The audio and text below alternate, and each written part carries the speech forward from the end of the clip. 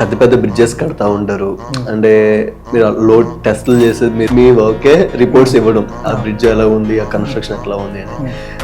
మీ కంపెనీలోకి వచ్చినప్పుడు కొన్ని ఇమేజెస్ చూసాం సార్, ఒక బ్రిడ్జి మీద లారీలు పంపిస్తా ఉన్నారు. ఏంటి సార్ ఆ టెస్ట్ ఎట్లా అవుతుంది సార్ అది? అంటే ఇప్పుడు మనకి ఒక స్ట్రక్చర్, ఒక బ్రిడ్జ్ కానీ డిజైన్ చేసినప్పుడు దానికి ఒక పర్టికులర్ లోడ్ అనే క్రైటీరియా మీద డిజైన్ చేస్తాం. ఓకే. సో ఆ లోడ్ అనేది మనము ఈ వెహికల్ లోడ్స్ లాగా మన ఏదైతే ట్రక్స్ ఉంటాయో ఆ ట్రక్స్ లో 35 టన్స్ 40 టన్స్ ఒక ట్రక్ కి డిజైన్ లోడ్ ఉంటుంది అనమాట. ఆ లోడ్ కంప్లీట్ గా లోడ్ చేసిన తర్వాత ఆ వెహికల్స్ ని ఆ పర్టికులర్ మార్కింగ్స్ దగ్గర నిల్చోబెడతాం. స్టాటిక్ లోడ్ టెస్ట్ అంటాము. అది పెట్టినప్పుడు ఆ స్ట్రక్చర్ అనేది డిఫ్లెక్ట్ అవుతుంది.